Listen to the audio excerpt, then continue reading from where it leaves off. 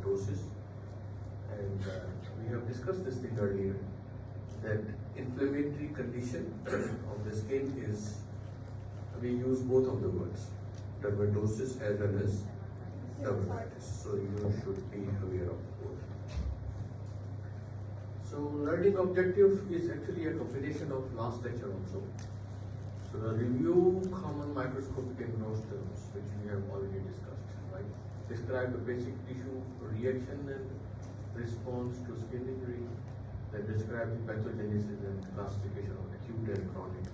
This is also we have done, but we will repeat again, dermatosis and epidermal disorders, and correlate the clinical presentation of skin lesions with diagnostic laboratory test and investigation. There are many diagnostic pathology or lab investigation, but the best is the biopsy, right? When you do the biopsy and then you see under microscope. And in my last lecture, as I was telling you people, that dermatopathology is not like other pathology. You had to sit with clinician. You had to have full information, clinical information. Otherwise, if you see it yourself without any clinical details, it looks like similar, right? But if you have some clinical details, clinical information, then, and especially when I was working as a training, fellowship training, we used to have clinicians sitting with a pathologist. So we had a multi-head microscope. So half of the microscope were used by clinicians and half of them was used by pathologists. So this dermatopathology is totally different. It's not like the pathology we used to see. Dermatopathology and nephropathology. After vacation, you will be having your renal block, and I am a co-director of that, and I will be taking your maximum lecture there. So we will go slowly even then in renal one, because renal also is a little complicated one. If you don't have your idea about glomeruli, you will not be able to understand. Okay. So dermatosis, we have gone through acute and chronic. Acute, we have discussed about urticaria, hive, eczema. Today we will be discussing erythema multiforme. You know about acute, last for days to weeks. So as you all know, that a neutrophil is not a sign of inflammation of the skin, but it's a days to weeks, right? And it's lymphocyte and monocyte there. So infiltrate, inflammatory infiltrate of lymphocyte and monocyte. You have edema in the dermis as well as in the epidermis. And we have discussed different type of edema there. Then there will be epidermal, vascular and subcutaneous injury. So all these terms are things leads to acute inflammation. Remember, last time I have also mentioned this thing. There is really a very huge topic. It's not only these 3 lesions in acute. If you go and see the specialized book, you will see multiple different, but at your level, very high. Right? And I have seen your Robbins book, which we are actually taking along with us. I have taken these things for you. I don't want to put burden on to people. You are not doing your, I don't know, from 100 of your students, how many become dermatologist or dermatopathologist, right? So it is not necessary that you should go through all the terms, but these 3 important ones.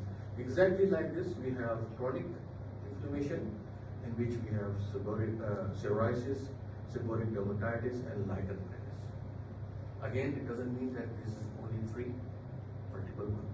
But these 3 are present in your Robbins book, and I have taken it from there. You all know that chronic inflammation we call when the lesion persists for months to years.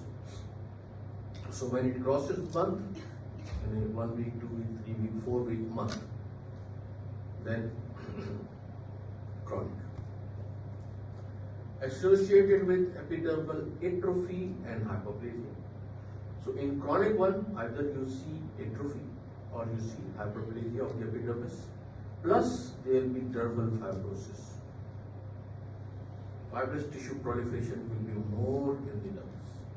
Okay, chronic. As chronic, it become, for example, 2 months, 3 months, less fibrosis.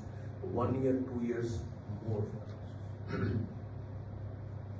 So we'll be starting with the first topic of today's erythema multiforme. The name also tells you the story. Erythema multiforme.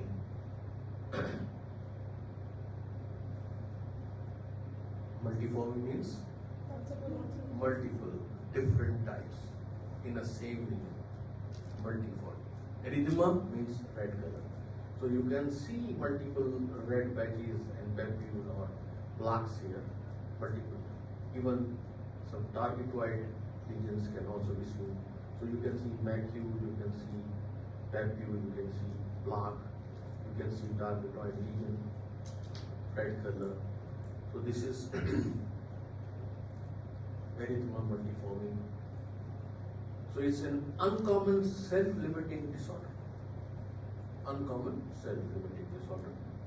Basically, it's a hypersensitivity reaction to infection and drugs.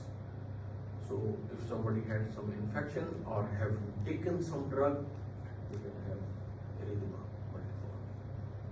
This disorder affects individual of any age, so no age bound, from boy till old man. So there are different associated conditions like in infection, probably the herpes simplex, mycoplasma infection, histoplasmosis, coccidioidomycosis. Then you have typhoid, leprosy, and others.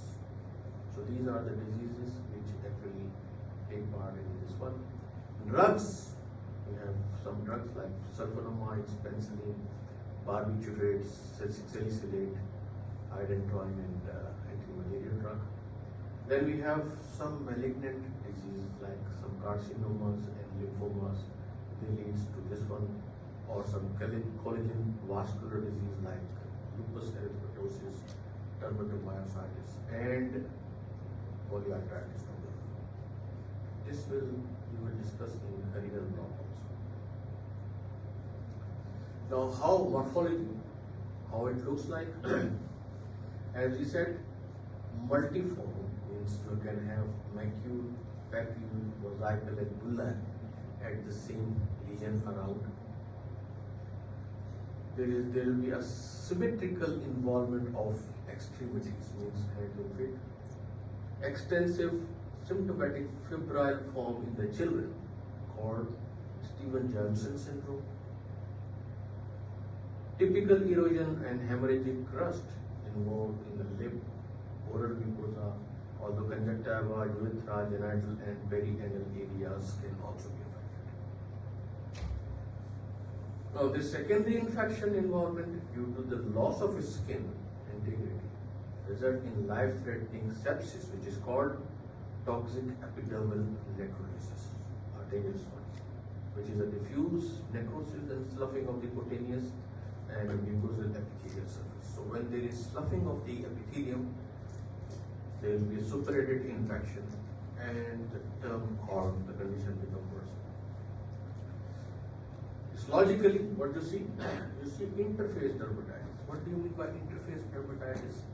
The dermatitis will be seen between dermo-epidermal junction, where both areas are combined.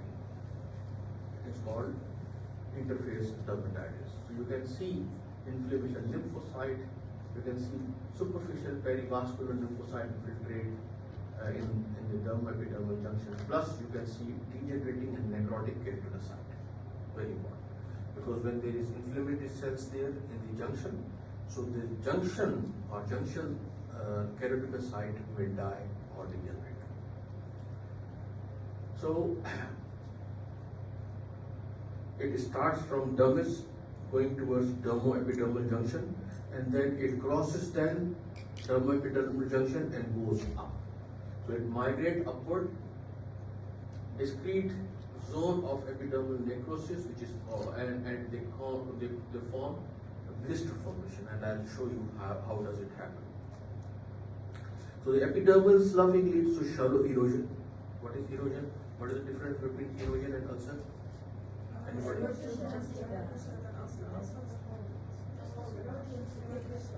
So erosion means the basement membrane is not torn.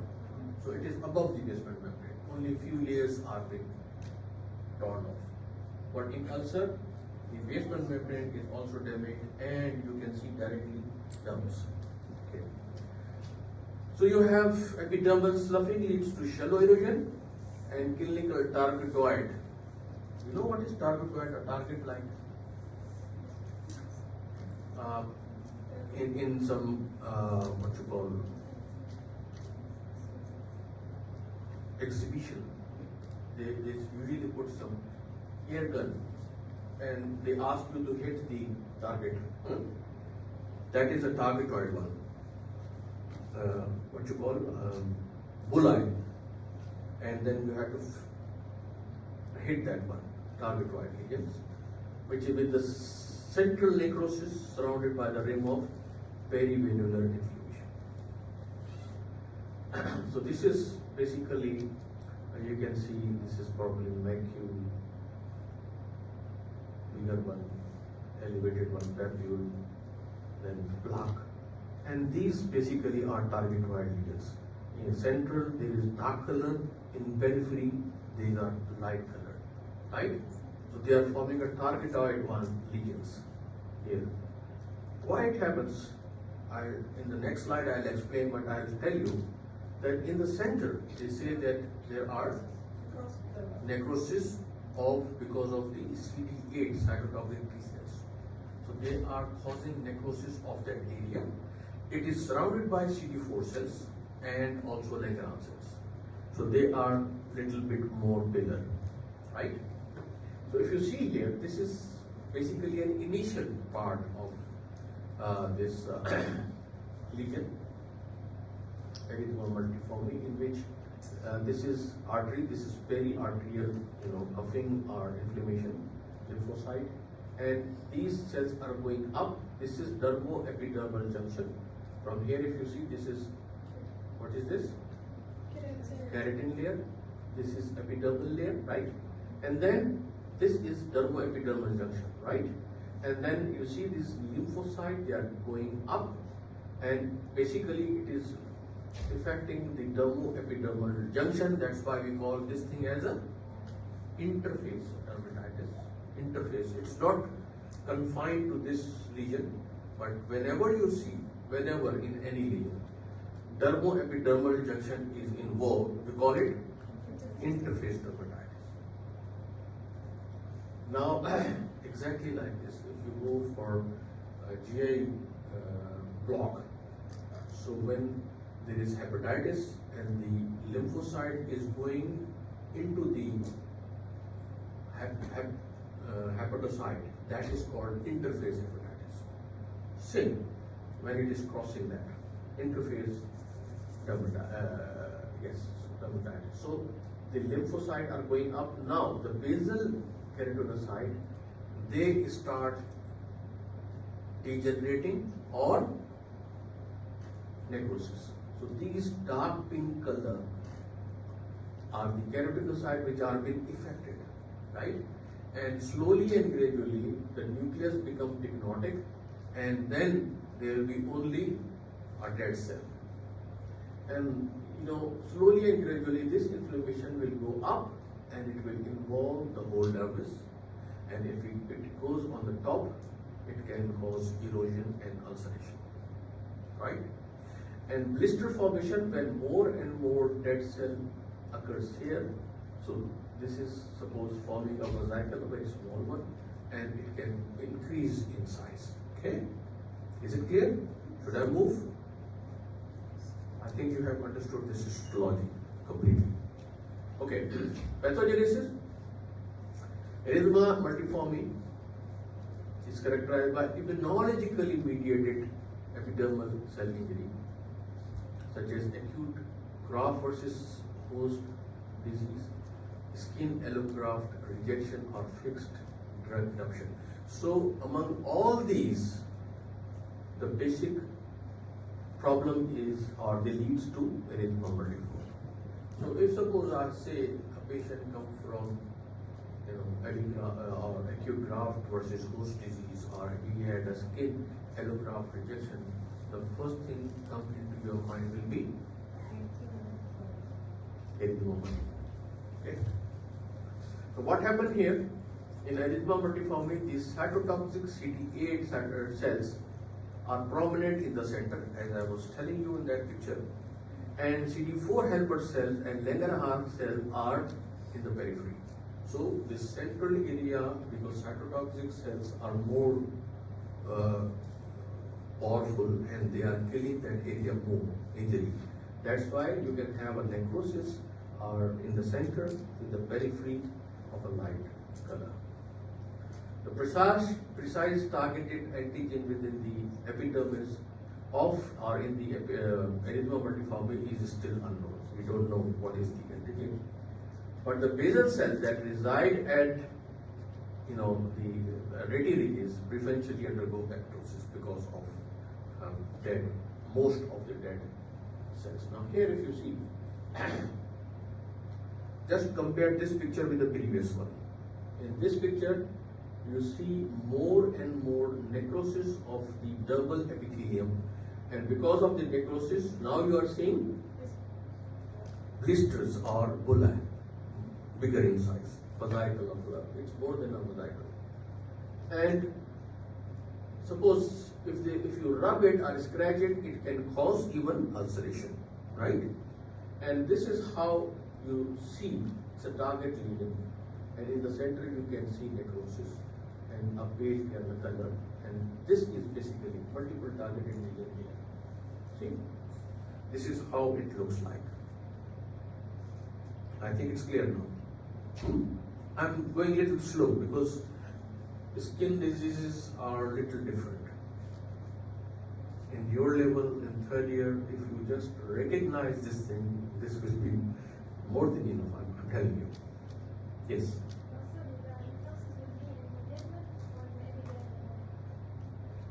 Can you say it loudly, please? Yeah, it depends. Because until the dermis, if we talk about necrosis of the cells will be in the dermo-epidermal junction. But if you scratch or if you rub, probably you will lose the whole epidermis and ulceration will take place. Okay?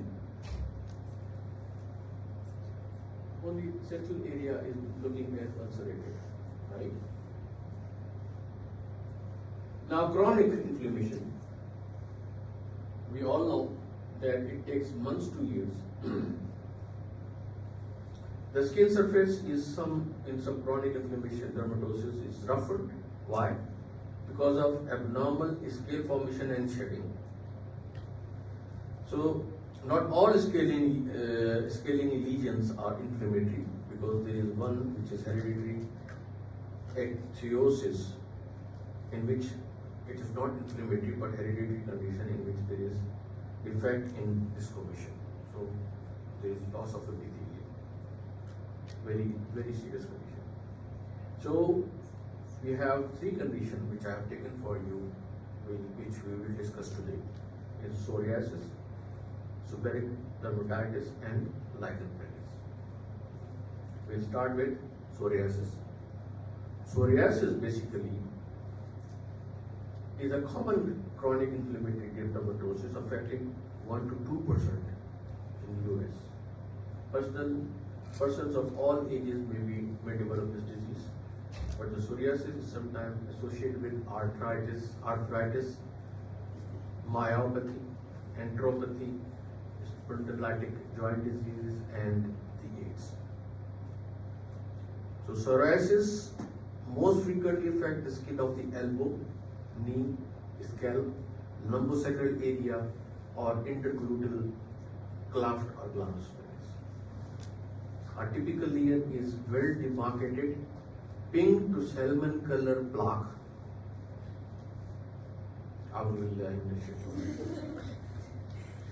Covered by loosely adherent scale that is characteristically silver white in color. Okay? So if you see here, this is psoriasis. It could be small or it could affect the whole area. Psoriasis. This is silver white color. It's basically a scale developed on the epidermis. Initially, it starts like red color, and slowly and gradually they join together to form this type, and then slowly and gradually scales are being developed and appears like this one. Clear?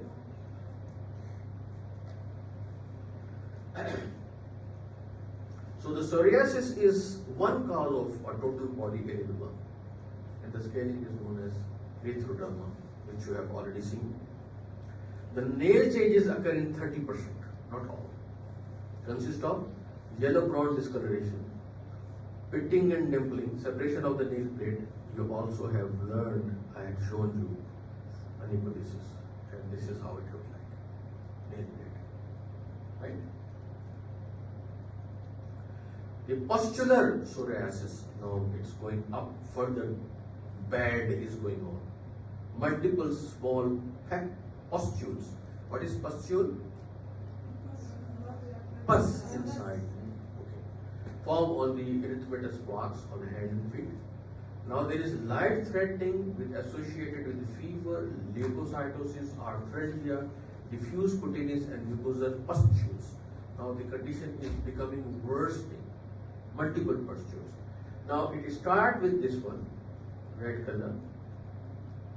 It starts rather this one, then it becomes this, then they become this, and the whole area is involved. Then the scales are being produced, this whitish one, and when they join together, you see the whole whitish area, as we have seen in the last picture. And then finally, pustules are being developed, and this is a life-threatening. You have to treat this thing, otherwise you may lose the patient. Okay? Now, characteristic histological picture is increased epidermal cell turnover, resulting in marked epidermal thickening, which is called acanthosis. When there is epidermal thickening, you call it acanthosis, with a regular downward elongation of radialis. Remember, I told you the skin, epidermis, this is dermis. These are retiridges and these are dermal papillae, right? So these retiridges will go down further. Normally, it is hardly you appreciate, it is a wavy type. But in psoriasis, it is going down deeply, and you can see it that, oh, it is a little bit different. The mitotic figures are identified well above the basal layer, and the stratum granulosum is thin or absent. So the dermal papillae, which is going up, the epidermis on the top almost thinned out, or you cannot even see.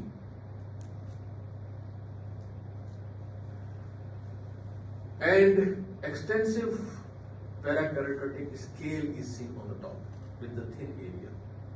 A typical psoriatic plaques is thinning of the portion of the epidermal layer or the tip of the double papilla, as I was saying, which is suprapapillary plates, and dilated tortuous blood vessels within these papillae. So now the whole ground is set. How it looks like? This is a psoriasis of the scalp, and microscopically, now see all these things here. These are the dermal papillae, which is going on the top. These are the retiridges going down, and this double papillae with the epidermis. Do you see any space? No, it is so thinned out that you can directly see keratosis. There are multiple blood vessels which are going up. So there is acanthosis here, this one, this one, this one. This is papillary dermis going up. There is thinning of the epidermis on the top of the thin plate. There is hyperkeratosis. And then there are three more important things. One is parakeratosis here, thinning of this one too. Then you can see pustules. It's a bunch of neutrophils here. And a neutrophils on the keratin layer, which is called Monroe's microabscesses. Monroe's microabscesses. So, if you have if you have microabscesses in the epidermis, which is called, yes, I'm talking to you. Yes. No, I'm talking to you. Yes. Yes. It is called. She doesn't know because she was playing with her mobile. No, I'm not talking to you. I'm talking to her.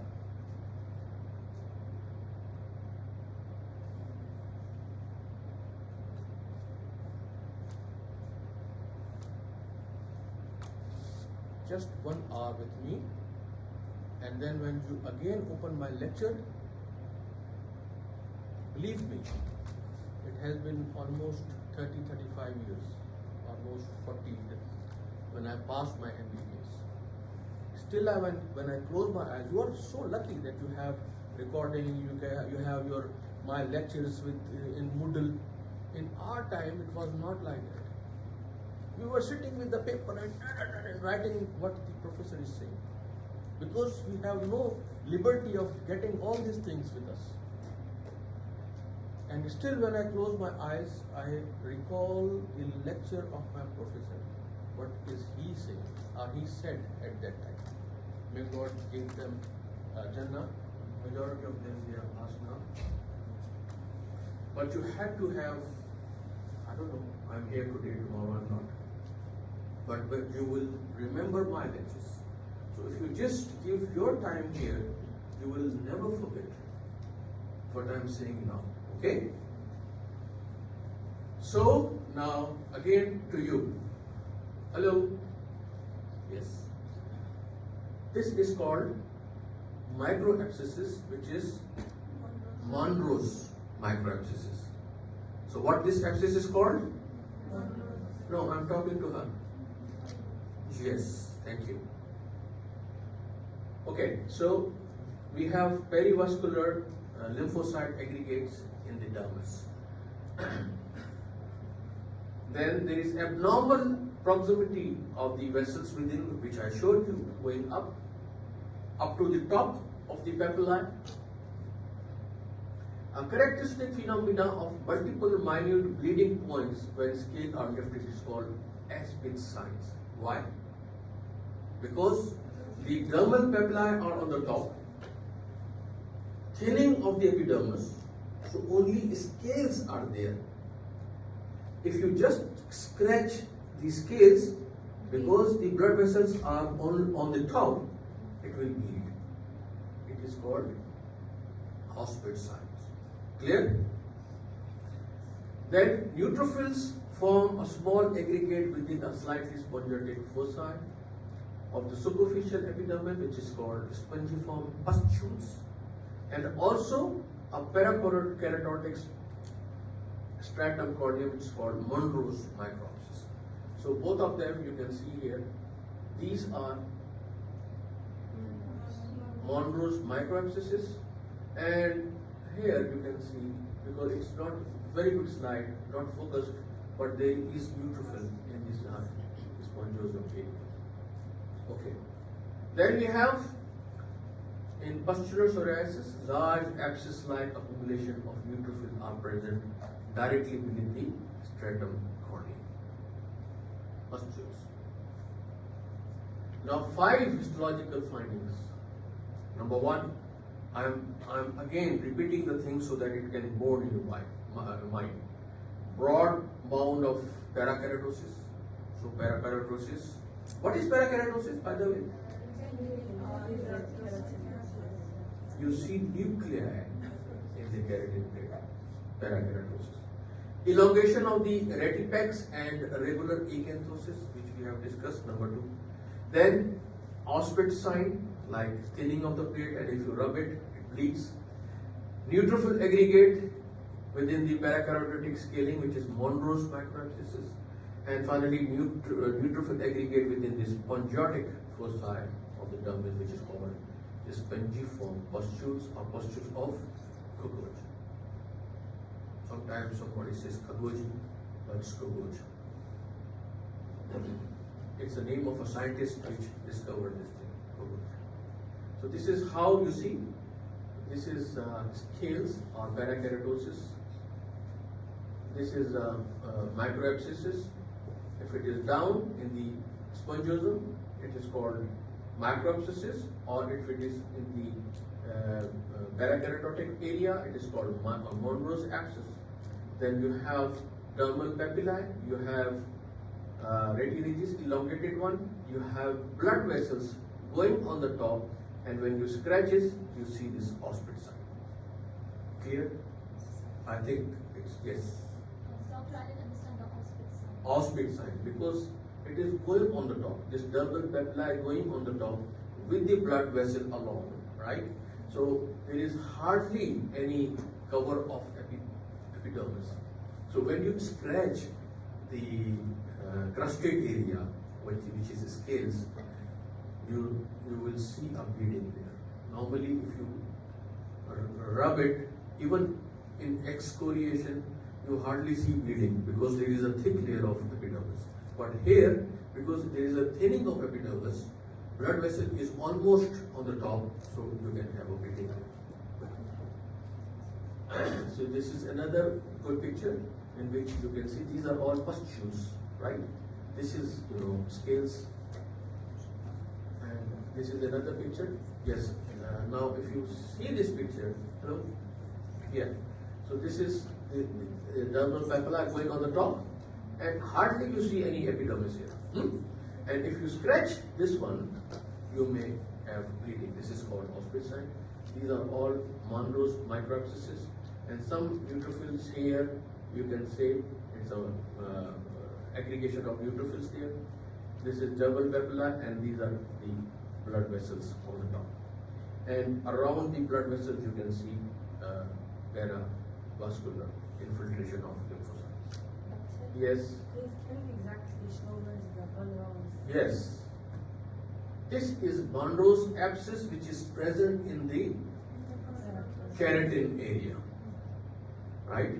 And this is because it is in the spongiosum, so it's called spongiform pustule. Okay. Pathogenesis. So the pathogenesis is multifactorial contribution. Basically, it is genetic one. So it has been seen that it runs with the family, genetic one, and there is an association between HLA-C, particularly HLA-CW0602 allele, specific allele which causes this one. So they have seen that the genetic factor is involved. So they have a sensitized population of CD4, TH1, TH17, and activated CD8 effector cells, T cells. Okay? Enters the skin and accumulate in the epidermis. So when these cells from the dermis going into the epidermis, they are basically causing the whole problem.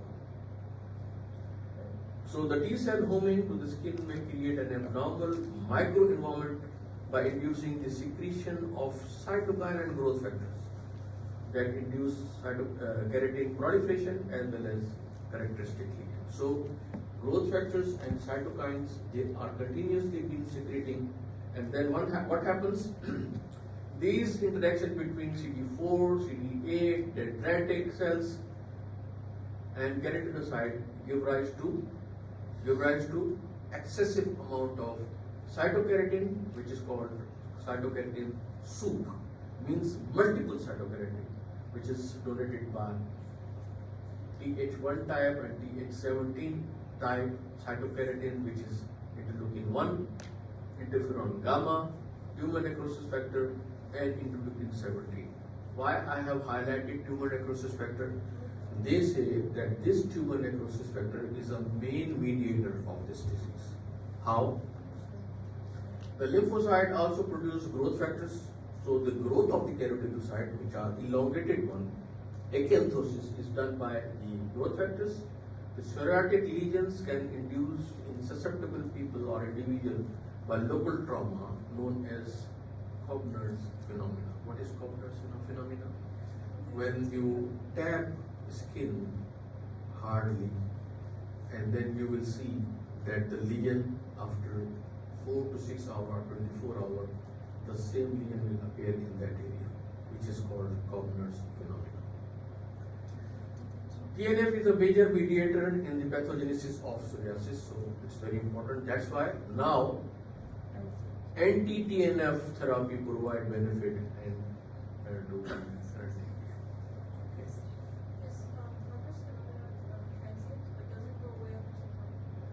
once the disease is there, I think it will remain.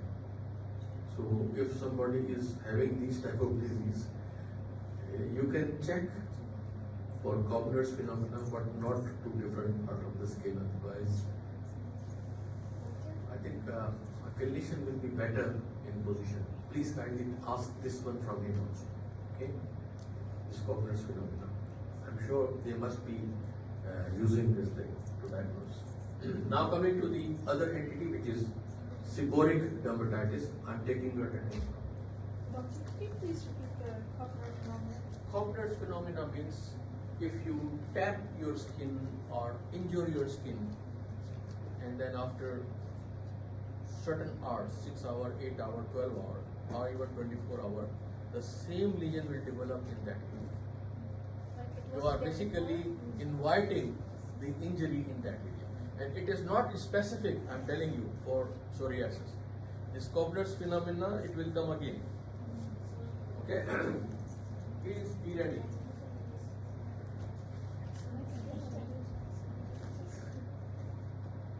If somebody is out, please call them all.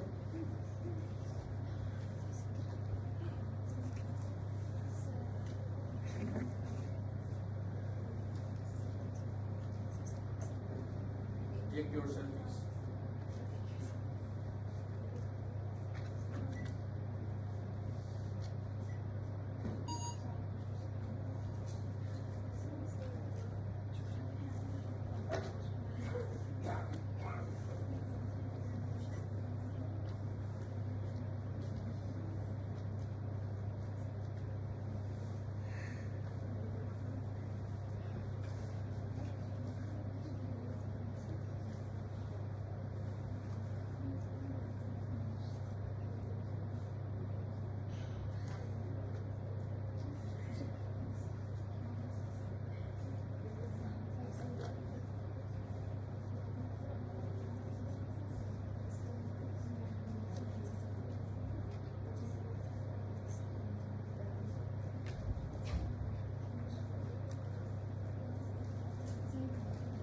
Done? Yes. Sorry? Could you please do mine? No. Once again? Okay. 20 seconds. Ready?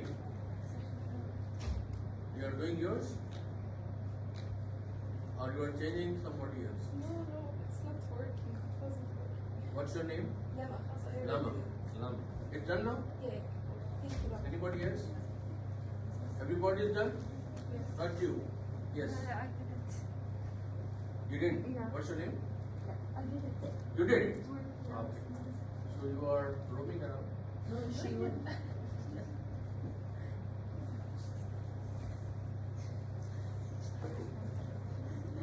It happens sometimes. When you are sitting, you feel uneasy.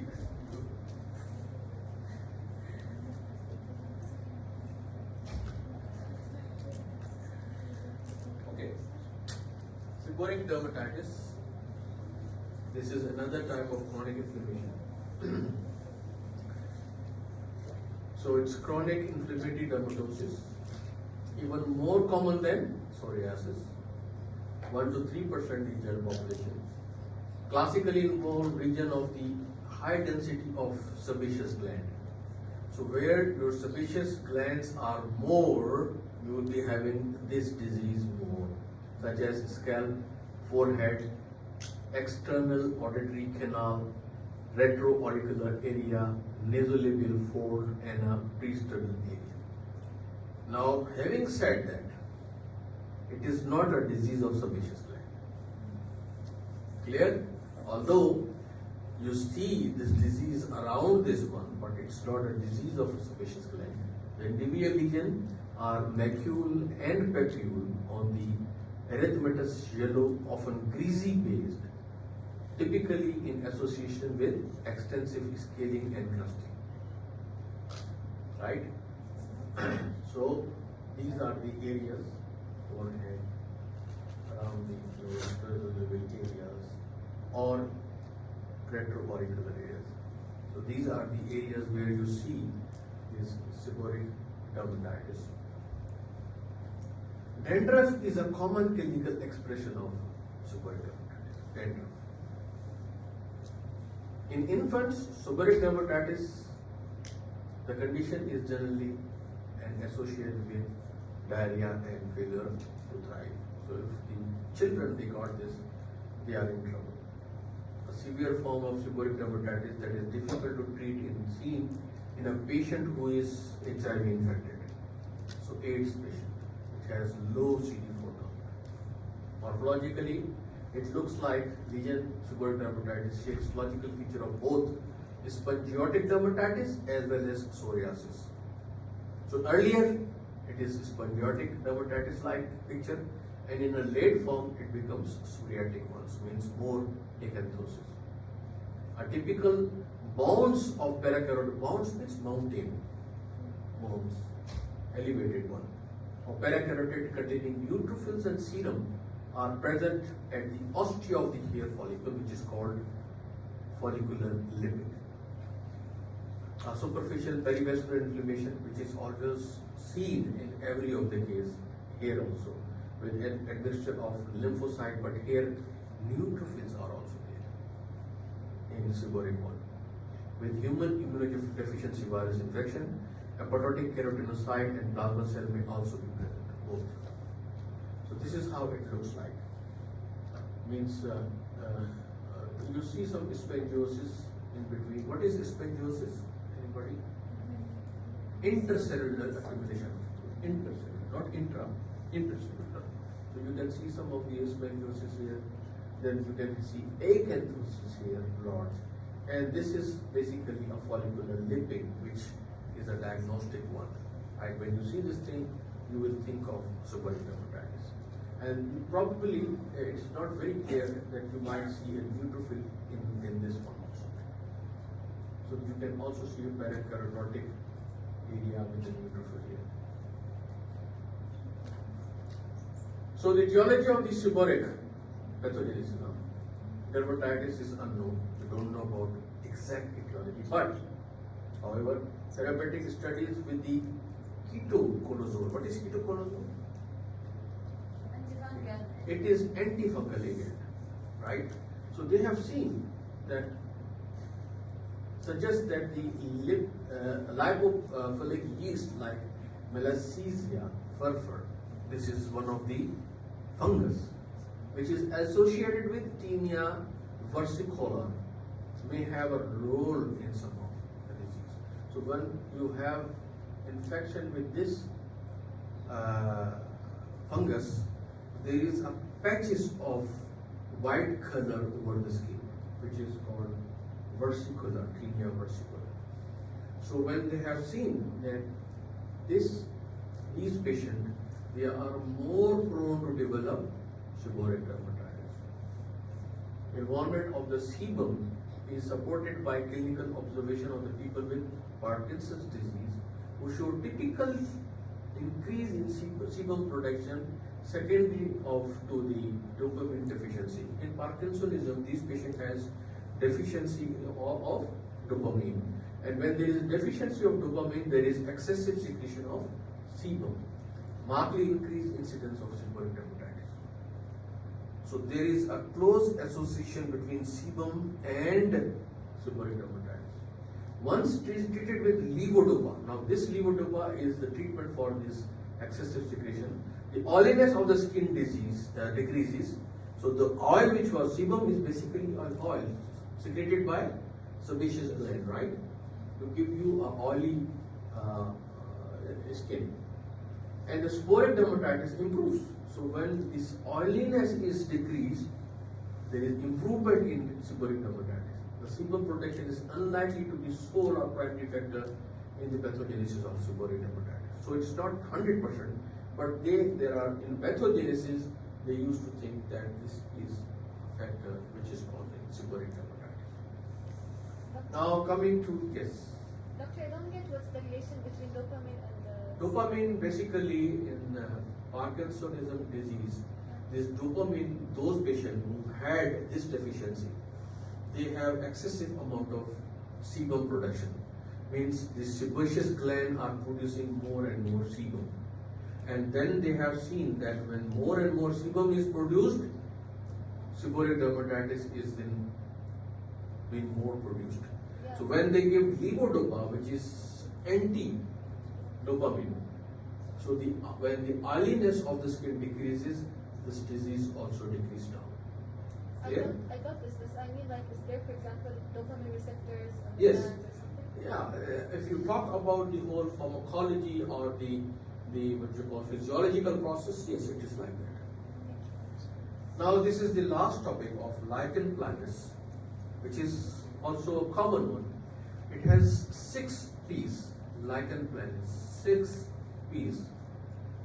Pruritic, purple, polygonal, planar, papules, plaques. 6 P's, lichen planus. So you just remember these 6 P's. Somebody, they say 5 P, they join this planar papule together. So it's usually self-limiting, most commonly resolve spontaneously in 1 to 2 years, not months, not weeks, years, 1 to 2 years. Leave a zone of post-inflammatory hyperpigmentation. I have seen patients in which they are being treated with lichen planus, but still they have discoloration, black color, wherever that lesion goes. But it remains for 1 or 2 years, and then slowly and gradually it goes off. But usually it takes that much time. Oral lesion is very important. Why? Because this oral lesion, they cause squamous cell carcinoma. If lichen planus appears in the oral region, then there is a chance of developing squamous cell carcinoma. Chronic mucosal or paramucosal lesion of the lichen planus. Cutaneous lesion is itchy, violaceous. What is violaceous? Purple color, violet color. Flat-topped papule that may coalesce to form a plaque. So they are small, look like 1, 2, and then they coalesce to form plaque. So these are papule and then plaque. And they are symmetrically involved this hand and this hand, if it is as started. So in a darkly pigmented individual, the lesion will be dark brown color, simple. If it's white, it will be red in color or purple in color. To release melanin into the dermis as a basal cell layer is destroyed. This is also called pigment incontinence, because in a dark colored skin people, there are more and more melanocytes which secrete more and more melanin. So when there is a problem in the dermo-epidermal junction, we will be discussing now, the lymphocyte will damage melanocyte and the melanocyte will secrete melanin out, and when the melanin goes out, it is taken up by macrophages, and this is called pigment incontinence. Multiple lesions are characteristic and are symmetrically distributed, as I said, in both areas, wrist, elbow, and on the glans penis. 70% of the cases of oral lesions are present as a white, reticulate or net-like areas involving mucosa. As in psoriasis, again, Kovner phenomena is present. So if the person is lichen planus and if you tap, probably another lesion will appear. This is how it looks like in a dark brown colored patient, a black spot like this. This is a smaller one, this is a bigger one. Morphology, lichen planus is characterized logically by a dense continuous infiltrate of lymphocyte along the dermoepidermal junction, and we know when there is inflammation in dermoepidermal junction, this is called interface dermatitis. The lymphocytes are associated with basal keratinocyte, which show degeneration necrosis resembling in the size and contour like cells of stratum spongiosum. In the basal keratinocyte, remember in my first lecture I said they arrange like a columnar epithelium. Although they are not, but they are arranged in a columnar fashion, right? Elongated one. But the squamous epithelium above that, they are polygonal cells, right? So when they are destroyed, they become round and polygonal, like the cells in spectrum. This is called squamization. Squamatization. There is destruction, infiltration of lymphocyte in the dermoepidermal interface to a more zigzag contour, which is called sawtooth appearance. This is a diagnostic picture of lichen planus, sawtooth appearance. How it looks like. Now, please need your concentration. So you can have hyperkeratosis, parakeratosis, acanthosis, and then in the dermoepidermal junction there is a lot of inflammation, and there is destruction of the dermoepidermal area, and this is called sawtooth appearance. Normally it is round, right? Dermal epidermal junction is round, but here you can see irregular. This is called sawtooth appearance because of excessive inflammation here.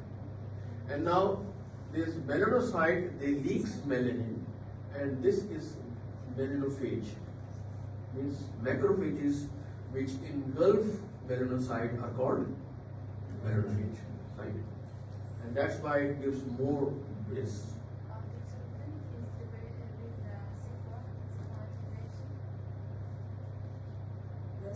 Mafi here.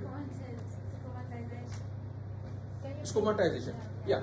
So squamatization means here it is. Let me go to the other picture. Probably that will be even a better one. So anucleated necrotic basal cells may become incorporated. The inflamed papillary dermis, where they are referred to as civet bodies. What is civet bodies? They are basically necrotized keratinocyte. Though characteristic of lichen planus, these bodies can be seen in other lesions. So you can have also changes of chronicity, namely epidermal hyperplasia, but rarely you see atrophy. Mostly in lichen planus there is hyperplasia. Thickening of the glandular layer, which is called hypergranulosis and hyperkeratosis. Lichen planus is preferentially affecting the epithelium of the hair follicle. They are called lichen planopilaris. So this is a better picture because that one is little dim, right? So this is a better picture. Let me explain to you that when these characters they're giving your answer, usually it is this area become more and more columnar type. But if you see here, these cells become the same as these one, right? So you cannot even find a columnar type of epithelium in the dermoepidermal junction, and these are the dead or dying keratinocyte having, although these were columnar shaped, but now the shape is just like this one. This is called squamatization. Okay. And these are also civet bodies. Dead are dying keratinocyte, and these are dead one without any nucleus. So they are also called colloid bodies, colloid or civet bodies. So you see these colloid or these civet bodies in the dermo-epidermal junction. So it can be seen in other one, but they are classically seen in lichen planus. So this is interface inflammation. These are what you call macrophages, which are engulfing the melanocytes or melanin pigment, sorry. And there is hypergranulinosis and hyperkeratosis. Clear? Now, what is interface dermatitis? You know it. And what is pigmentary incontinence? Although I have kept this picture, but I think this picture was much better. So this is called pigmentary incontinence, in which the macrophage is filled with melanin, because the melanocyte here, they are destroyed and they take their melanin out, which has been taken up by the macrophages. And this is called interface dermatitis by involving the dermo-epidermal junction. So this was all about lichen planus pathogenesis. The pathogenesis is definitely unknown, and it is expression of altered antigen at the level of basal cell layer, and the dermo-epidermal junction elicit the cell-mediated toxicity by CD8 and CLA-T cells immune response. So both CD4 and CD8 immune response are there, which is extensively present in the dermo-epidermal junction, although they don't know what is the antigen which is doing that. So in support of this notion, T lymphocyte infiltrated hyperplasia of the Langerhans cells are characteristic feature of this disorder. So this is how it happens. So this was all about these 4 videos. Any questions regarding? Yes. Doctor, those macrophages that engulf melanin, what are they called? Melanophage. Melanophage, right? Like when these macrophages are engulfing lipid, they are called lipophage, right? Here they are melanophage. Anything else? I hope you have understood. These are little difficult ones, the dermal lectures, but I'm trying to go a little slow to make the thing easier for you. Thank you, Doctor. Thank you so much.